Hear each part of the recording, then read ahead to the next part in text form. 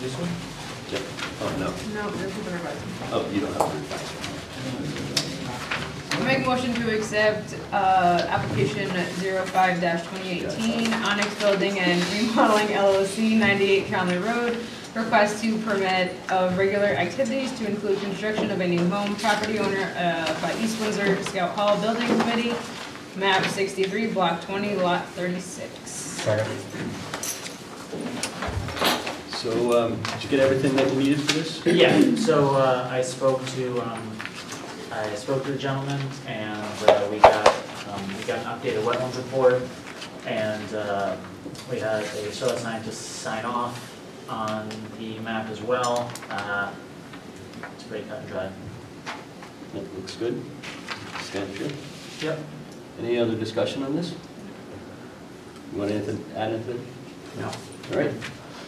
Well, I'll make a motion to accept the application of Onyx Building and Remodeling LLC, 98 Compton Road. Just did it.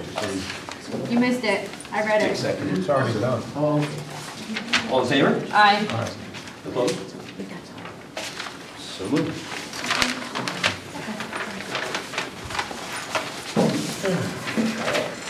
Okay, so tonight we have a public hearing. Public hearing 07-2018. Do you want to read that one? Let's go, Doug. All right. okay.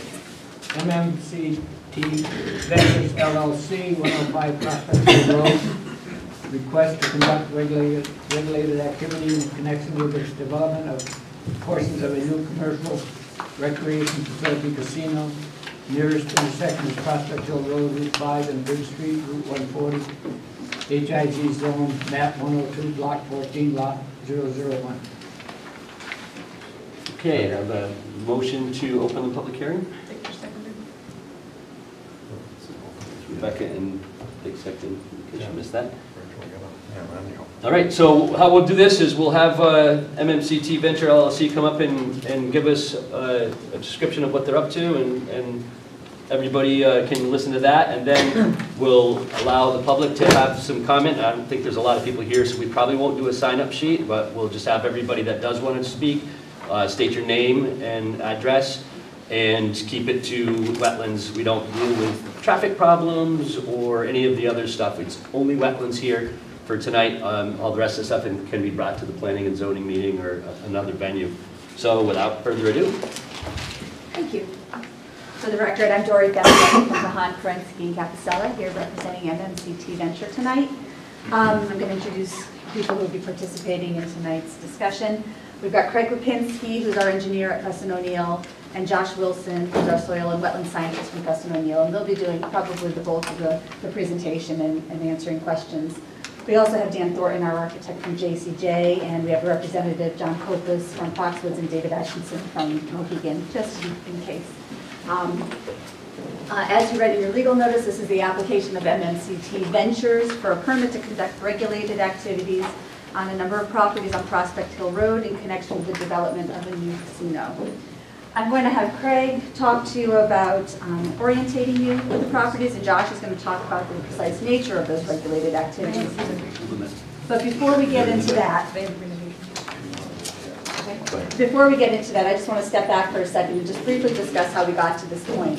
I know you all are familiar with this project, and it's been in the making for some time now. The town and MMCT entered into a development agreement in February of last year for the casino at this site. And a project of this nature and scale is going to take some time to put together. And so we've been busy between then and now. And it obviously takes time for us to very carefully and thoroughly review the site and to properly vet and design the plans. During the interim, we had a chance to meet with the Planning and Zoning Commission on a preliminary basis. We also had a chance to talk to town staff preliminarily and get some comments on what we were proposing, get some feedback. We actually had an opportunity then to revise our plans to address a number of those comments, and those were what are submitted to you today.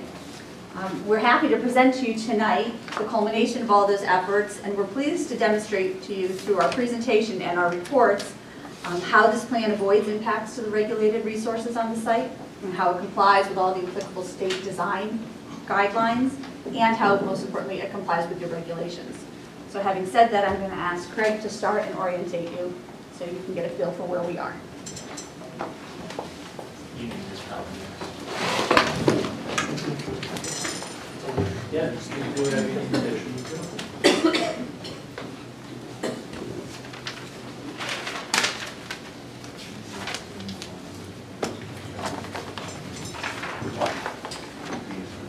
Good evening.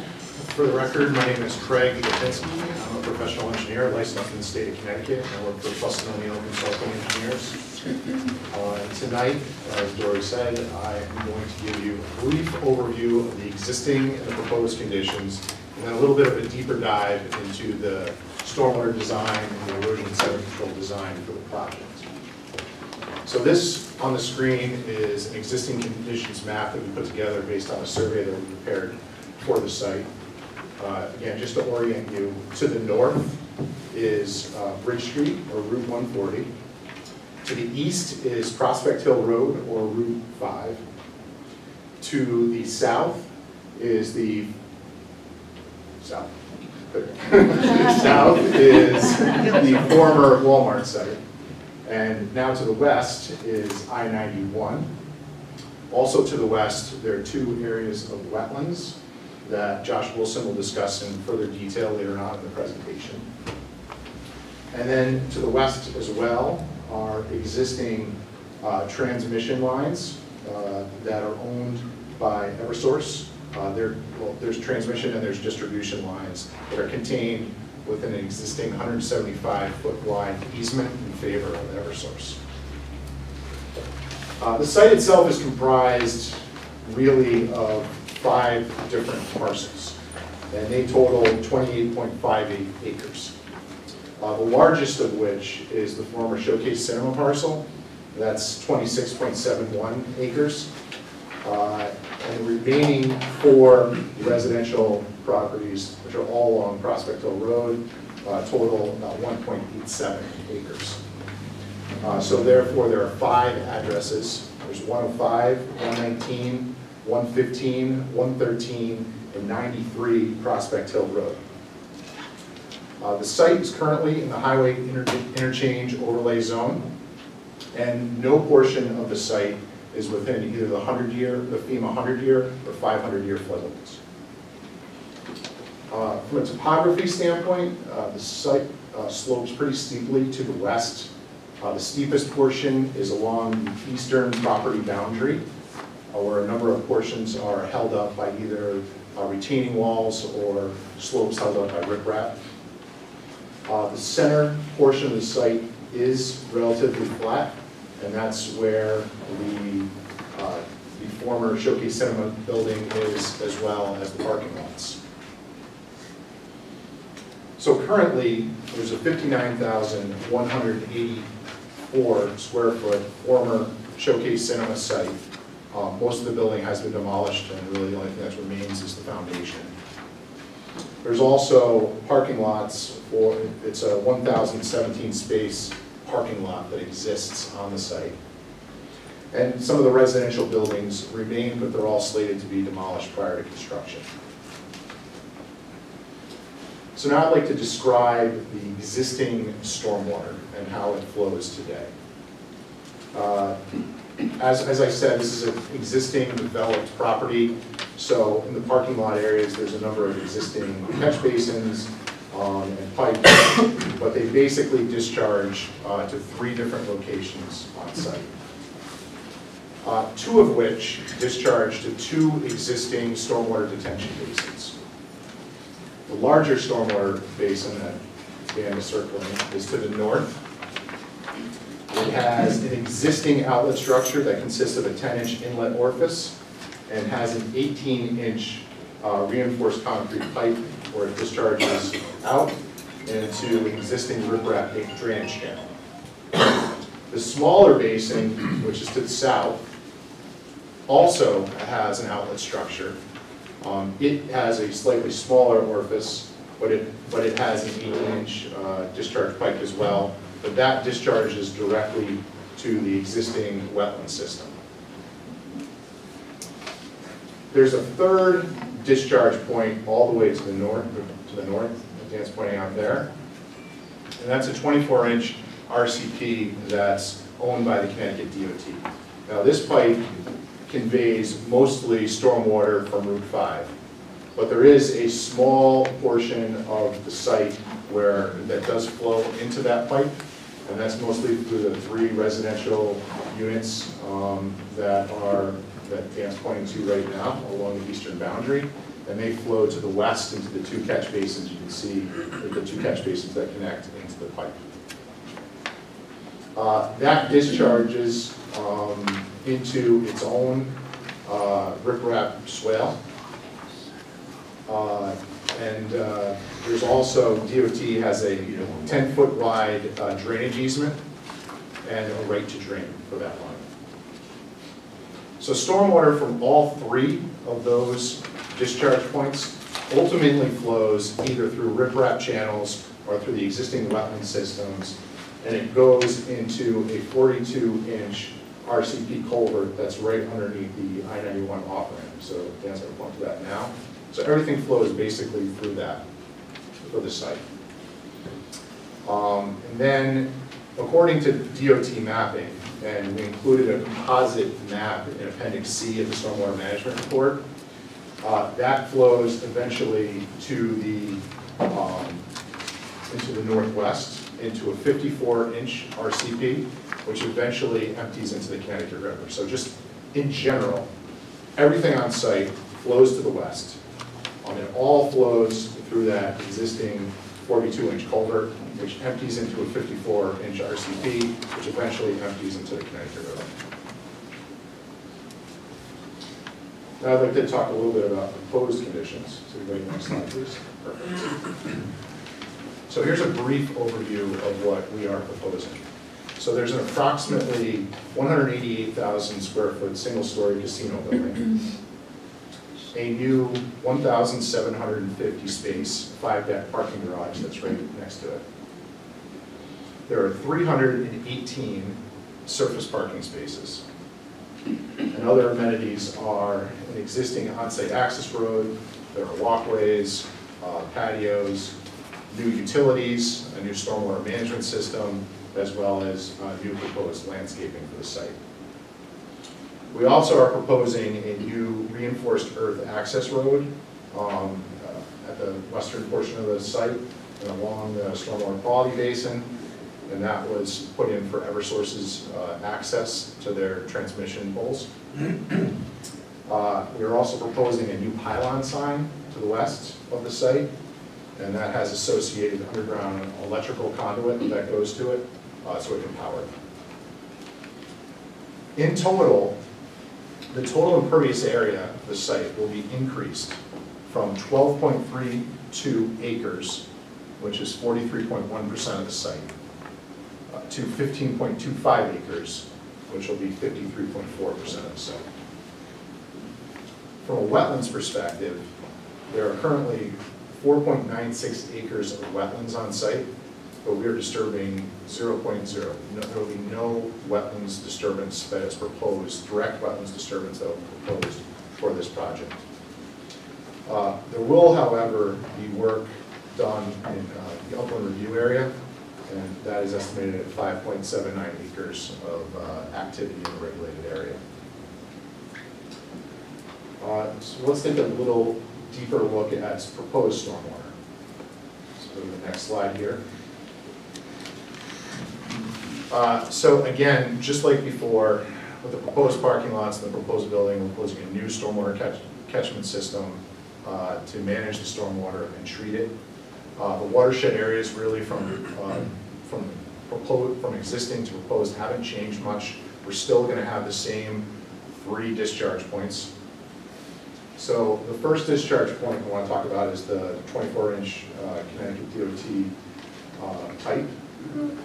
It's still going to be a 24-inch pipe. The only differences is that we need to reroute the pipe further to the north to avoid the buildings, particularly the parking garage. And the second thing is we're eliminating those 2 catch basins that we pointed out before that were behind the residential buildings, so less stormwater from on-site will be going into that pipe. It's still discharging at the same exact location, and it's still going to be using the same riprap swale. So we will clean out the swale, and if there's any dislodged riprap, we'll repair that. The second discharge point will be from the new stormwater quality basin. Now this stormwater, basically everything from the northern portion of the site, and that includes the parking garage, and that includes the casino building itself, will eventually be collected and flow into the stormwater quality basin. This basin has been enlarged from what as it exists today. And so the new basin basically replaces the existing two basins. We're also proposing a new outlet structure that has a higher and smaller inlet orifice. It has a higher internal weir and a higher top of frame at the top of the structure. However, we're going to reuse the existing 18-inch RCP discharge pipe, as well as reuse the outlet protection at the end of that pipe. So again, we'll go in, clean it out, and repair any dislodged riprap. With the new basin, we are also proposing a new emergency spillway.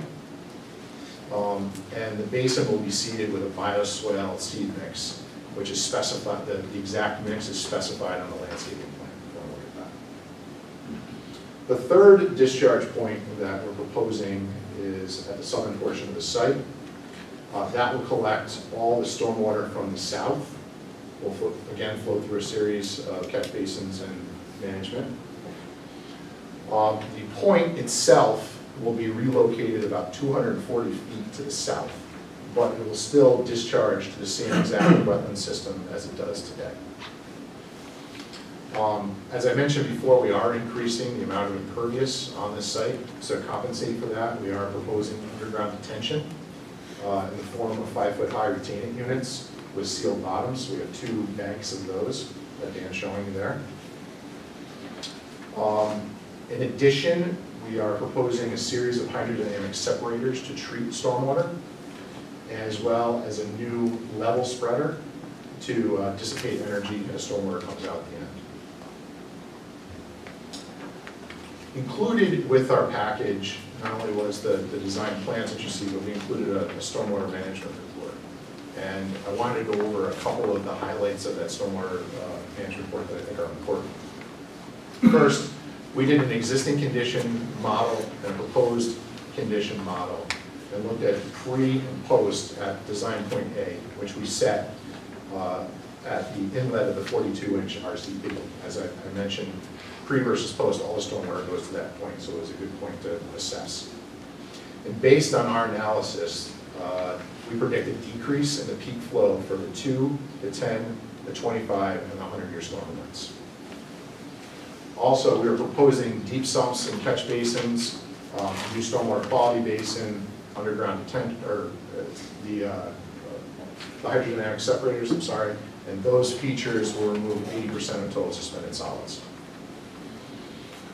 Based on the water quality volume calculations that we included in our report, we believe that we can treat the entire water quality volume, and we can retain more than half of the water quality volume, which is important. So that's compliant with Connecticut construction stormwater permit for a site that's got greater than 40% existing impervious. And we've also included maintenance procedures for all the BMPs that we have proposed in the stormwater report. And then lastly, the stormwater management system design, we believe, meets the requirements of the 2004 stormwater quality management. The next thing I want to go over is erosion and sediment control. So this is a colorized version of the plan that's in your package. Some of the highlights include a new construction entrance.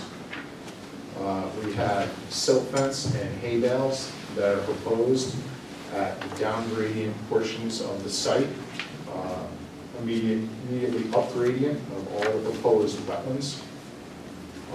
We have catch basin inserts that are proposed for all of the catch basins. Temporary sediment traps are proposed throughout, and they're designed with calculations to show that they can hold 134 cubic yards of sediment storage per acre. And then lastly, you're proposing erosion control blanket on the steeper slopes. So that's the areas that are shaded there in the pinkish red. And again, all features that are proposed were designed in accordance with the 2002 erosion and sediment control guidelines. And then the last figure that I'd like to show is the snow management plan that we included. We just shaded in purple all the areas with where snow is going to be stockpiled. And there's two major points that I wanted to talk about today. The first is that where we located these stockpile areas were strategically located so that all of the stormwater runoff or the snow melt from there goes into the stormwater management system. There's no direct discharge to wetlands, so there'll be some form of treatment. And the second, we were proposing an additional, if during a really large storm event, if we needed a location to stockpile snow to the south there, we'll use a portion of the parking lot, which is, it's fine, take up a couple of spaces, but during a large storm event, don't need quite as many spaces anyway. So that's the management plan that we're putting together. So with that, I'd like to turn it over to Josh, who's going to do a deeper dive into the wetlands themselves. Hi, my name is Josh Wilson. I'm a professional wetland scientist and registered soil scientist with Western O'Neill. For you guys back in February, we were doing the redelineation, redesignation. A lot of the stuff I'm going to say tonight is similar to what I said then, but I'll say it because it's a public hearing and people that are here may not have heard me say that. So the wetland, it's best, can you just start the first map? It's easier, it's an existing condition, just orient everyone again. Basically there are two wetlands on site. There's a wetland area A, which is the largest of the two wetland areas, and wetland area B, which is a small little piece. It's actually B and A are connected off-site, but then all drain again to that 22-inch RCP. But the delineation was conducted, redelineation was conducted in September of last year and approved in February of this year. And wetland A is about 5 acres in size. And it's along that western portion of the site. It's fragmented into three portions. The first portion is I-91 to the south, where there's basically obviously the development of I-91, the associated embankment, and then whatever clearing occurs there. Again, there's quite a bit of shorter smaller trees and shrubs in that area, and that's then leads into the right-of-way for Eversource, which is the center third, if you will. That portion of the wetland is disturbed by Eversource's activity. They maintain it for lower growth, to prevent any type of impacts to their transmission lines and distribution lines. And then the other third, if you will, is that to the east, which has been disturbed or is affected by the activity on by the site itself. Again, that area, there's more trees and shrubs. The shrubs tend to be more of the invasive nature. Much of the wetland of A is consisted of wetland invasive species, such as honeysuckle bush, Phragmites, poison ivy isn't really, but it can be a pain. And then we also have some native species as well, but for the most part, it's been disturbed by the activities of DOT, the site, and Eversource. Wetland B, which is located, is very similar in nature. It's an area that is located right off the site. Again, it's pretty densely vegetated with shrubs, a lot of them invasive honeysuckle through there, with some native alder, but there's also Phragmites in that one. Generally, the hydrology of both A and B are very similar. You're getting the hydrology of those are coming from a shallow groundwater discharge arising off the eastern part of the site and flowing roughly to the west, and then discharging into the wetlands. That is mostly a combination of the shallow groundwater that can infiltrate the site, as well as surface water runoff coming from the site into the detention basins and then into the wetlands. Wetland B receives its runoff from the site, a little bit of runoff from the street again, Route 190. 140. Was it? 140. 40, yeah, so 140, so that, in that area, and then discharging to wetland B. So the hydrology, there is some groundwater, so the groundwater rather, there's the groundwater discharge coalesces and accumulates to the 42-inch RCP and discharges then off-site. The principal functions of those wetlands are groundwater recharge and discharge, that association with it, the shallow groundwater recharge and discharge. There is some production export, that is to say that it produces some foodstuffs for the wildlife that may use the wetland. The wildlife habitat that's there is fairly minimal and limited, often referred to as sort of suburban wildlife, if you will. It's because of the fragmented nature of the wetlands. It doesn't provide high-quality wetland habitat, nor does it provide obligate wetland habitat that is for vernal pool species and those type of species. The site is substantially disturbed, as I indicated earlier, given by DOT and Eversource. The impacts essentially that's what limits the functions and values to groundwater, recharge, discharge, wildlife reproduction, export. There also is a minimal amount of sediment pollution removal and nutrient removal. However, a lot of that is taken care of by the detention basins anyway on the site. Lastly, NPV, we did look at endangered and threatened species, and we didn't identify any. None were identified by the state in this area, and that was as of our last review, which was, they updated that in, let's see, we're June now, it would have been December of last year.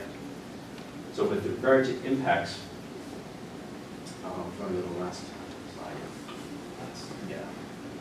So this slide gives an indication of the impacts and as they relate to the wetlands. As Craig indicated, there are no direct wetland impacts on the site.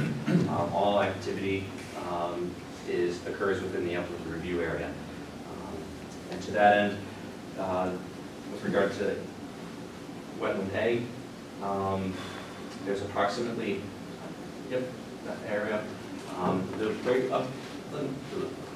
The activity within the upland review area associated with wetland A, as we indicate here, is about 220,800 square feet.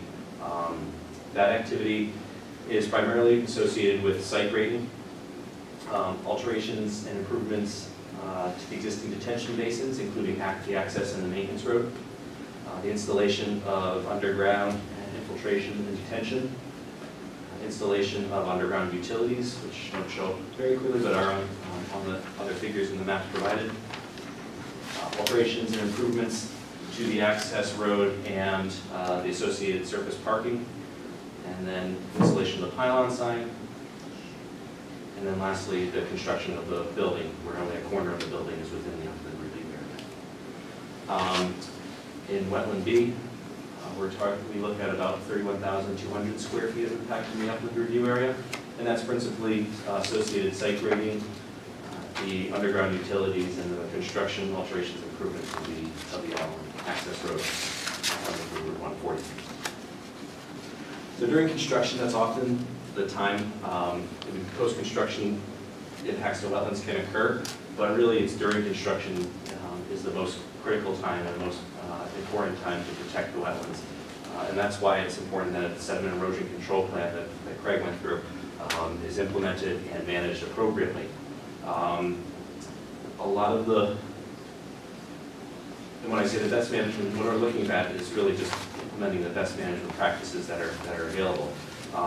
The work that's going to be conducted is essentially going to be, if you think of it as an inside out, if the wetlands are inside, We want to be working inside out, so the first and most important part is to establish that boundary to minimize construction activity, any activity entering or altering the wetlands, so installation of silt fence and hay bales. And then from there, then working outward, installing the temporary sediment traps on site, establishing grades as grading and establishing those grades as early as possible to stabilize any steep slopes, whether it's with the expanded detention basin or the changes to the access road, both on the northern and the central southern part of the site. And then also implementing dust control measures on site are important to prevent any material from blowing off from the site during those dry summers that we've had in the past. It can provide impact. We also recommend, and it's stated in the plans, to minimize, to avoid doing any fueling or maintenance work of construction vehicles in areas that are susceptible to conveyance to the wetlands, and also provide any secondary containment when things are stored on site.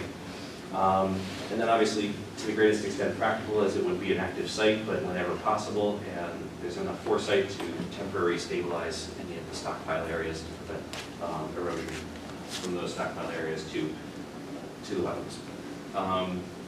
And then lastly, the site, because it will be subject to a general construction stormwater general permit, it will be subject to regular monitoring, and of course that's important that those requirements be maintained and adhered to. So following construction, the important aspects to maintain the quality of the wetlands and not result in any indirect impacts, if you will, is that the proposed stormwater system is maintained the existing water quantities and quality that is discharged to wetland on site, which is discussed in the stormwater management report. That there are installed are deep sumps and stormwater quality basins, hydrodynamic separators, which maintain the 80% rule of total suspended solids. The site design meets the water quality volume requirements of the Connecticut Stormwater Manual. And then all stormwater structures will be maintained using best management practices, which are also included in the stormwater management report. Ultimately, because there are no direct impacts to wetlands, because the sediment erosion control measures designed and to be implemented are consistent with the 2002 sediment erosion control guidelines, and that the stormwater management system has been designed consistent with the 2004 stormwater quality manual. I'll say that's my professional opinion, this is for the record of course, that the site will not, there will not be any short-term or long-term impacts of the proposed regulated activity on wetlands or watercourses, nor on the long-term productivity of such wetlands or watercourses. That there will not be irreversible or retrievable loss of wetlands or watercourse resources, which will be caused by the proposed regulated activity, and there will not be impacts of the proposed regulated activity on wetlands or watercourses outside of the area for which the activity is proposed. So ultimately, the site has been designed in a way to really to minimize and avoid any impacts, and really avoid any direct impacts and minimize any indirect impacts from development of the site through by use of stormwater measures and erosion control measures. I'd like to add something before we get into your questions, if you don't mind. Now, we did just get a copy of Len Norton's town engineer memo yesterday afternoon. We haven't had a chance to get him all the additional information that he has requested. And there's not a lot, I shouldn't say like all the additional information. There really wasn't that much.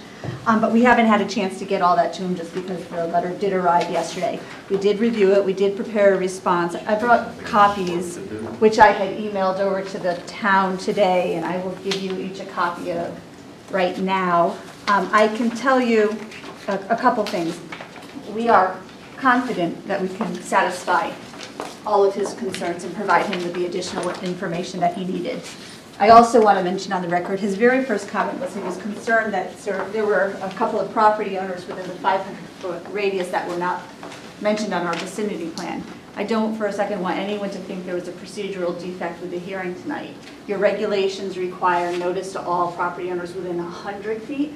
That did go out. The 500-foot, there were one or two on the perimeter that were shown on the plan, just not listed. We added those, and then there was a condo development where the first time we checked it on the assessor's information, it just had one property owner. Unusually, at some point, I guess the assessor must have updated the information, and now we have all of the individual unit owners in that condo complex. So we will add all of their names to the 500-foot vicinity plan that's on the map. But again, I just wanted to assure you that the 100-foot abutters were notified. I did give an evidence of the mailing receipts to Matt, and so that's all in the record. With that, we'd be happy to answer any questions that you've got. So, you guys anybody got a question they'd like to ask right now? I have a couple. You say, is it directly go to the Connecticut River, that pipe? Eventually, it'll empty into. It goes into, There's a number, it makes a number of different twists and goes turns. into Blue Ditch, does it?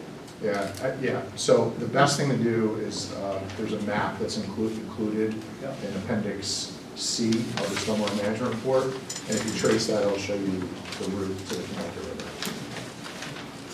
It goes into Blue Ditch, so it doesn't go directly into the Connecticut River. Indirectly, right? Yes, but stormwater will eventually end up in the Connecticut River. Yes. And another thing, is there any better erosion control than hay bales and silt fence? Well, I mean, hay bales and silt fence are tried and true. I mean, Well, they're what we use on most sites to protect. I realize that, but there are other methods that could be used. If the town would like to suggest some, we'd be happy to listen to them if that's a comment. We see a lot of sites that, you know, the silt fence is down for a few days, you get a big storm, it's down, the water runs over it. Yeah, and There I are think, other blanket types or roll types, I can't think of the name of Silt it. sock. like core Silt locks or socks. something like that. Yeah, So that was one of the town's comments, is we originally had just silt fence, and they asked for that double protection to make sure that we had the silt fence backed with hay bales, which we agreed to, and that's what we changed on the revised plans that are shown here. yeah.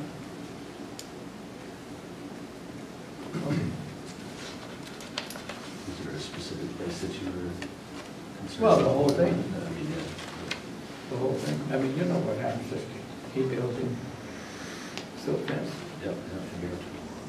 but there are better methods. What other methods have you guys seen recently? I know there's one site in particular that we had a recent experience with. They used, we had a real problem with the silt fence just constantly getting knocked down, and they moved over to silt socks and that kind of stuff. And that may not be a proper term, but that's what we were using at the time, and that really improved the cleanliness of the water coming off the site. Right, so what I would say is, first and foremost, no BMPs are gonna work if you put them in at the start of construction and don't pay attention to them. If you have a contractor that's not paying attention to them, you're gonna see that. You're gonna see silt fence falling down. If you're not replacing hay bales periodically, it's not gonna work. So you're 100% right from that perspective. Usually when we use things like core logs, because they're staked in, we usually use those in embankments, like if water that's flowing down an embankment into the water body, that'd be a good application for that. But for here, where it's level ground before it goes in, the typical thing that's used is either silt fence or silt fence back with hay bales. Could you give us a little bit more detail on the temporary sediment traps and whatnot? Sure. Can we go to that? I think let some other people ask some questions before you guys ask yours. Stop. Okay. So we did include temporary sediment trap sizing because the regulations say that you have to be able to contain 134 cubic yards of sediment per acre. But it's also, temporary sediment traps have to be a little bit dynamic with construction, because at some point they get in the way and the contractor has to slide them a little bit here and there. but we wanted to at least show the initial plan for how stormwater will be captured. So stormwater, basically, when the site is disturbed, will flow into those sediment traps and then flow out of them. We also included a detail that's in the erosion and sediment control details, which will show how the contractor has to build it so water can flow in and what the outlet would be like when it leaves. But those are there primarily because when the site is disturbed, that's when stormwater runoff hits and then detachment occurs, and then the particles end up in the stormwater. That's where you get that chocolate milk-like quality to stormwater. So these temporary sediment traps are very important because it gives a little bit of time for that sediment to settle out at the bottom of the trap, and then the cleaner stormwater to flow out of it. And like any other BMP, like I said before, you have to maintain your sediment traps. You have to clean them out periodically. You have to make sure that they're constructed in the right location, or else it's not going to work. Rick, you got a detail sheet on that C502 in your big packets. Got a detail on the whole thing.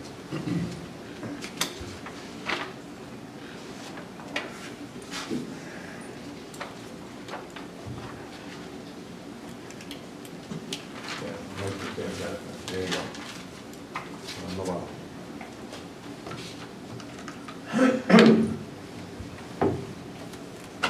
All right, so I'm going to just take a few minutes and let members of the public, anybody that wants to ask questions, to go ahead and ask questions. And I just remind you that this is the wetlands hearing, so keep your questions specific to wetlands. We don't deal with traffic or any of the other stuff. And since we don't have a lot of people here, we could just do it by a show of hands. Introduce yourself and your address for the record.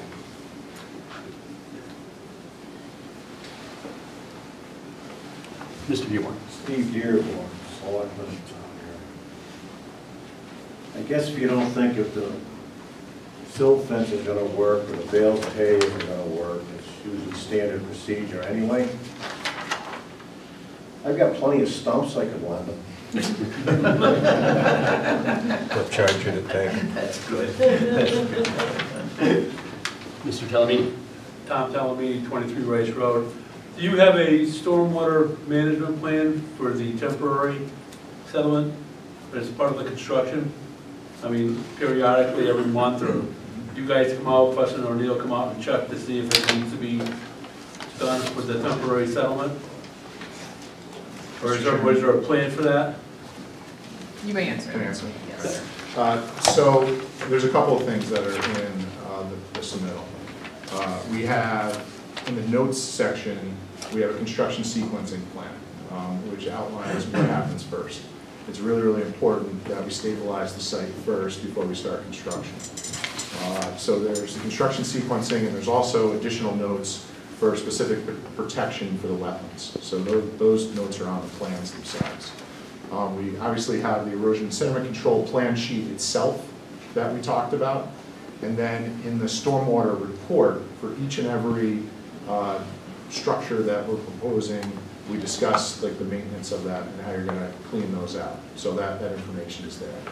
As far as how big the temporary sediment traps need to be, we have calculations that we have done to show for each one of the temporary sediment traps that are shown on site exactly how big they need to achieve that 134 cubic yards of sediment storage per acre. And like I said before previously, you can't just create them and just let them sit. You do, when they hit a certain level, you do need to go in and clean them out so that they're effective again.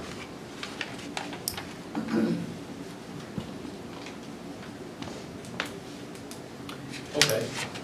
Mr. Balch. Hi, how are you? I want to say, I think you've done a great job. That's all. This is very nice. Thank you. Mr. Chairman, Lori Whitten, Town Planner. When I was reviewing the plans earlier, and I didn't get the revised plans, I think you're not doing yourself justice because this is actually showing the building to be there, but before the building is constructed, they have the sediment basins in where the building is as well. So there'll be catchment areas within the building area during construction. So they've really mapped it out quite nicely, and there is a drainage study for each area, so. Anybody else? We'll give you another opportunity after we ask some questions. Anybody else on the commission?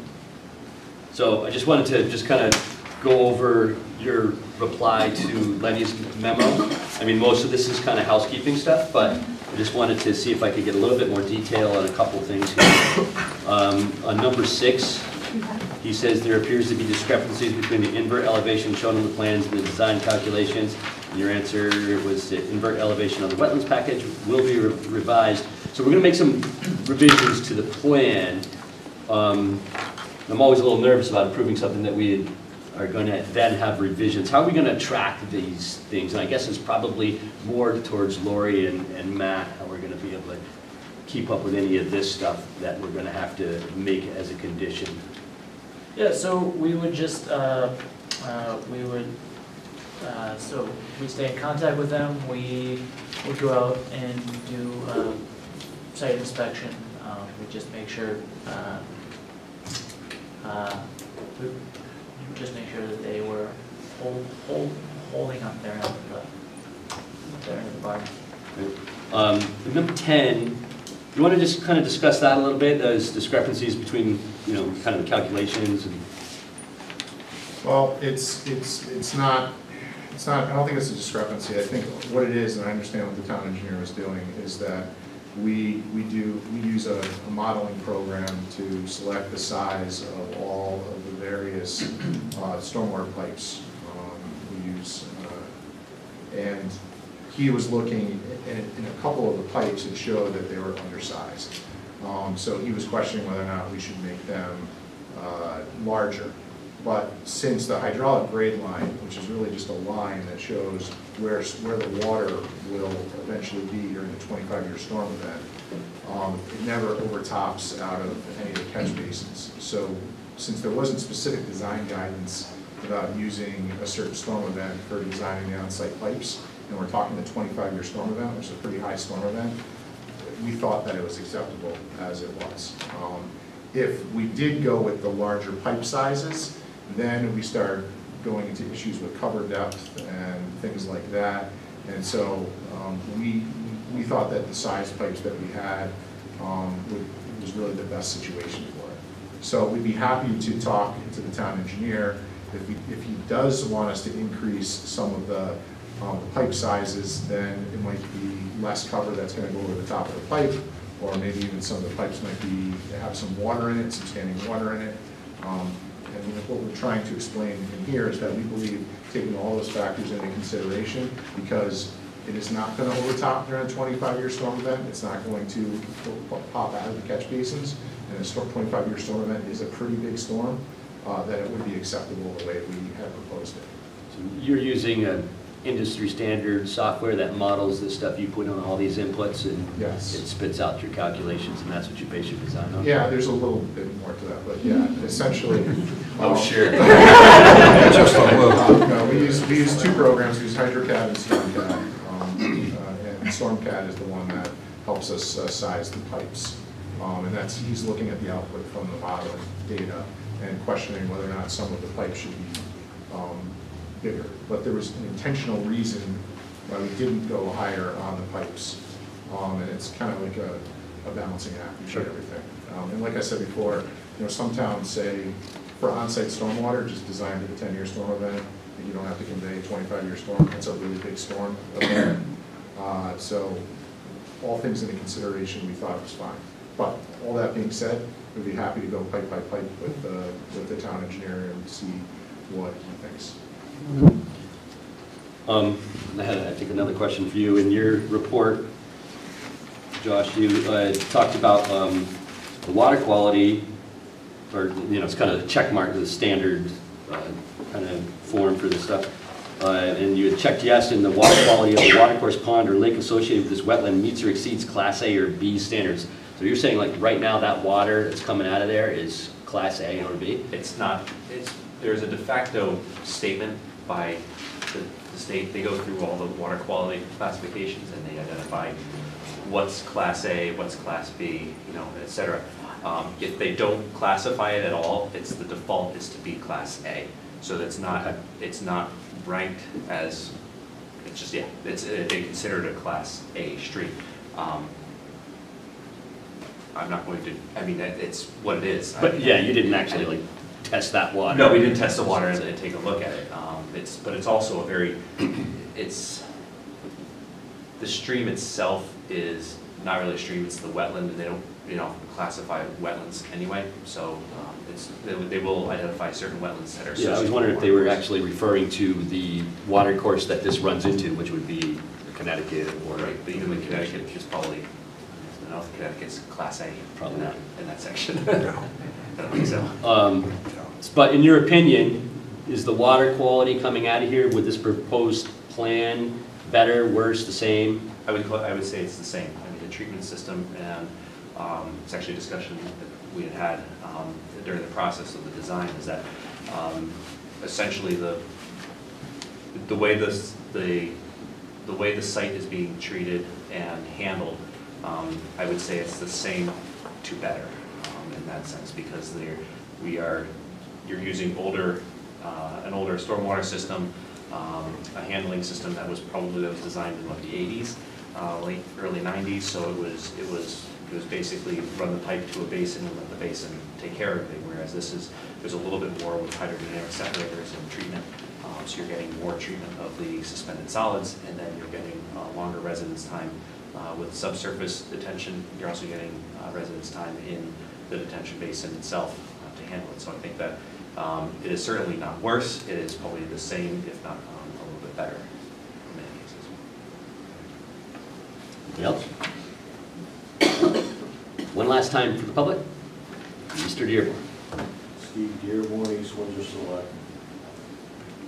I recall there's a pretty good sized water retention pond down there that they built. And it has a riser in it so that it catches all the water off the property. If it gets high enough, it goes into the riser and it leaves the property. I don't know what that means, right? Okay, good. Never, how long has the cinemas been there? I don't remember. I plowed them for 10 years, 15 years, I don't know. How long was that property there? Probably 25 years. Was it 1980? Not once have I ever seen the water ever get high enough to go into that riser. Not once. You never see the water in there unless you walk over and look down in the hole. That's all I need to say. And Lori, again? Lori Witten, town planner. Based on the town engineer's memo and looking through that, I don't see anything that's going to really impact the actual plan itself. In other words, it's not going to affect grading or anything of that nature. And it will also be reviewed by planning and zoning from a non-wetland standpoint. So I'm pretty sure that we can make sure that these things get done. Good point. Yep. Okay, so what you guys think? Well, the only comment I got is his comment on the water standing in a pipe. I think he was right to design the way he did, so we won't have standing water in the pipes. That causes nothing but problems later down the road. The pipe needs a scour. And as far as the erosion controls, properly installed silt fence, I've seen it halfway up the silt fence, and they hold properly if you don't use cheap silt fence. So it's probably adequate. If you look across the river, they got a heck of a lot less going on that side of the river.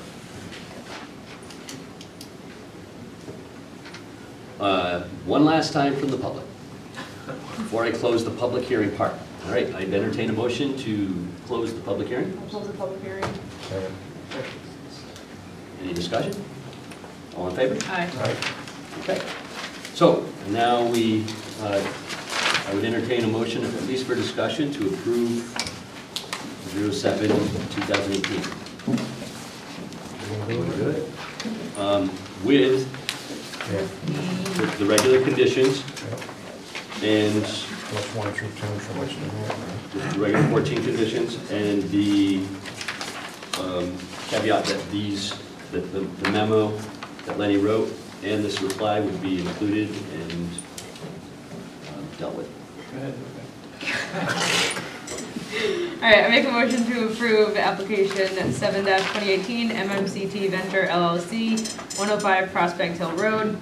Request to conduct regulated activities in conjunction with its development of portions of a new commercial recreation facility casino nearest intersection at Prospect Hill Road, Route 5, and Bridge Street, Route 140, HIZ zone, map 102, block 14, lot 1, with the regular standard conditions, and also to include the memo from the town engineer and the reply. Did I get it all? That sounds good. I think You like that's that? worth a second. Who wants the second? Very good. All right, any further discussion? All in favor? Aye. Opposed? So moved. Well, thank you for your time. All right, we have no miscellaneous. All right. Put the lens back on so they can see. Matt, you can- I'm blind as a bat. I want to say thank you to all of you, because you were very reasonable, and I appreciate your thought process. Thank you. What? There's 87 pages here. I read every one of them. I saw, it gets worse. I saw the plot plan. You want to see something gross? It's about 80 pages. Thank God you people do that, and not me. Thank you very much. Have a great day.